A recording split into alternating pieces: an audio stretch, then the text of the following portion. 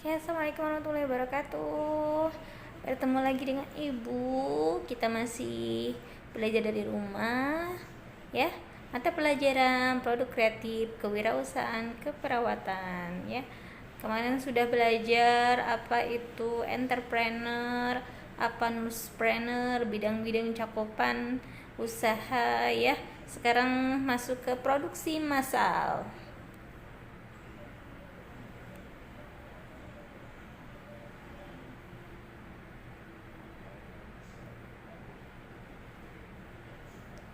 Apa itu pengertian perencanaan produksi? Ya, perencanaan produksi adalah proses untuk merencanakan dan mengendalikan aliran material yang masuk, mengalir dan keluar dari sistem produksi dan operasi sehingga permintaan pasar dapat terpenuhi dengan jumlah yang tepat, waktu penyerahan tepat dan biaya produksi yang minimum. Ya, jadi biaya produksi ini ditekan minim, ya, sekecil mungkin.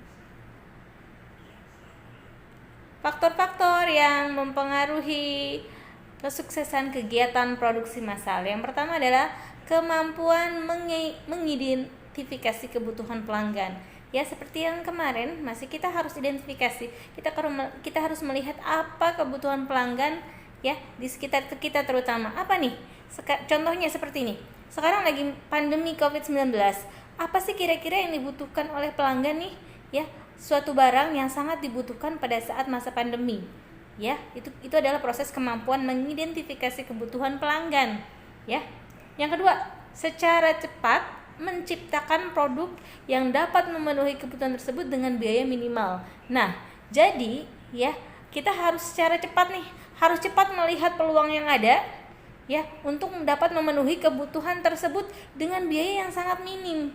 Ya, contohnya misalnya berhubungan dengan COVID-19, ya, apa kebutuhan pelanggan yang sedang sangat diminati, sangat dibutuhi oleh pelanggan atau pasar, ya, dengan biaya yang minim. Kita bikin masker aja, ya, dengan bahan-bahan mungkin dengan bahan-bahan yang misalnya bahan-bahan yang sudah tidak terpakai, ya.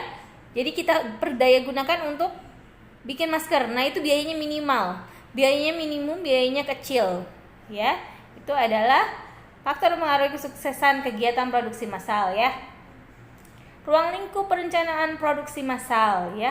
Menurut Sukaria Simulingga, yang pertama adalah kita harus mempersiapkan rencana produksi, ya. Kita harus merencanakan dulu nih mau produksi apa, harus dipersiapkan rencana produksinya. Yang kedua, membuat jadwal penyelesaian suatu produk. Ketika kita sudah tahu kita mau bikin apa, produksi massal apa, bendanya apa, ya.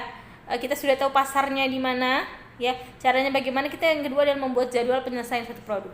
Kira-kira kapan selesainya produk ini selesai dikerjakan? Kalau kita bikin masker berarti kurang lebih penyelesaian satu maskernya tuh butuh berapa menit misalnya satu masker. Ya, kita butuh misalnya ternyata pasar sangat membutuhkan dalam ratusan atau ribuan masker. Nah, itu kita harus siapkan jadwal penyelesaian satu produknya itu kapan. Yang ketiga adalah merencanakan produksi dan pengadaan komponen yang butuhkan bahan baku. Ya, kita merencanakan produksinya, ya, seperti apa, dengan apa caranya, lalu ada pengadaan komponen bahan baku. Berarti bahan bakunya dari mana nih? Kalau kita mau misalnya menggunakan kain, ya, misalnya untuk bikin masker, kita bikin kain. Kainnya itu dari mana? Ya, kainnya dari mana, kita ambil bahannya seperti apa, ya, itu jadi bahan bakunya tuh siap. Yang keempat, menjadwalkan proses operasi setiap order pada unit kerja terkait, ya. Jadi pada saat nanti itu ceritanya udah ada order, lalu ada repeat order, ya.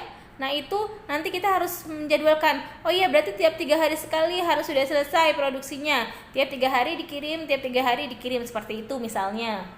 Lalu menyampaikan jadwal penyelesaian order. Nanti ketika kita punya pasar, ya, kita tuh sampaikan kepada pelanggan kita. Oh, nanti barang kita PO Bunda misalnya, barang kita PO pre-order Bunda, misalnya 3 hari selesai gitu. Nah, itu kita sampaikan kepada pelanggan, ya. Tujuan perencanaan produksi. Yang pertama, meminimalkan biaya dan memaksimalkan keuntungan. Nah, ini ya sudah pasti. prinsipnya ekonomi, meminimalkan biaya produksi dan memaksimalkan keuntungannya. Gimana nih? Misalnya untuk membuat masker, biayanya minimal nih biaya produksinya, tapi keuntungannya banyak. Oh iya, kita cari bahan-bahan bekas misalnya, atau yang sudah tidak terpakai itu dari para penjahit gitu, biasanya ada bahan sisa. Nah itu kita cari misalnya motif-motif yang cantik ya. Nah itu, nah nanti dengan motif yang lucu pasti orang tertarik dan kita akan mengambil keuntungan yang besar di sana karena motifnya menarik. Yang kedua, memaksimalkan kepuasan pelanggan terhadap produk. Kita harus memaksimalkan, selain keuntungan yang besar ya, pastinya kita harus memaksimalkan kepuasan pelanggan dulu ya. Jangan mau keuntungan yang besar tapi jelek bahannya atau motifnya kurang bagus ya. Tentunya dengan mengharapkan keuntungan yang besar, selain itu pelanggan juga puas terhadap produk yang kita buat. Yang ketiga, meminimalkan adanya perubahan tenaga kerja. Ini penting banget.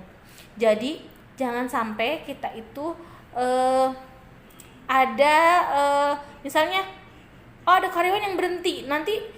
Nah kalau ada karyawan yang berhenti di tengah jalan, kita harus training lagi dari awal. Itu akan lebih susah lagi. Nanti kita ngajarin lagi, butuh waktu yang lama lagi. Makanya harus ada tenaga kerja yang tetap, yang dia sudah tahu dari awal perencanaan kita, semuanya bahan baku sudah paham. Nah kalau bisa di tengah jalan jangan sampai berhenti dengan tenaga kerja yang sama. Memaksimalkan perlengkapan dan inventaris pabrik ya. Perlengkapannya itu harus dimaksimalkan. Kira-kira mesin jahitnya nih ya, mesin jahitnya itu kalau mau bikin masker berarti apa saja benangnya, semuanya itu harus perlengkapannya harus lengkap dan punya inventaris pabrik. Jadi punya, misalnya kalau bisa kita punya mesin sendiri ya, tidak menyewa. Jadi pabrik itu punya inventaris, punya pribadi ya. Jadi tidak menyewa. Kalau menyewa berarti harganya nanti lebih mahal, yaitu mempengaruhi keuntungan ya, seperti itu. Fungsi perencanaan produksi massal, menjamin rencana produksi barang maupun penjualan barang ya. Tentunya lebih terjamin rencananya karena kan sudah terencana nih ya, rencana produksi barangnya dan penjualannya lebih terjamin. Mengukur kapasitas produksi yang konsisten terhadap rencana produksi. Nah, ini mengukur kapasitas produksi yang konsisten ya terhadap rencana produksi. Jadi, kita harus mengukur nih ya, kapasitas produksi ini kita harus konsisten. Misalnya, kita sudah punya rencana 3 hari selesai misalnya 1000 masker ya. Nah, itu kita harus mengukur bisa atau tidak 3 hari itu selesai 1000 masker ya. Ketiga, ada alat untuk memonitor hasil produksi. Nah ini penting banget.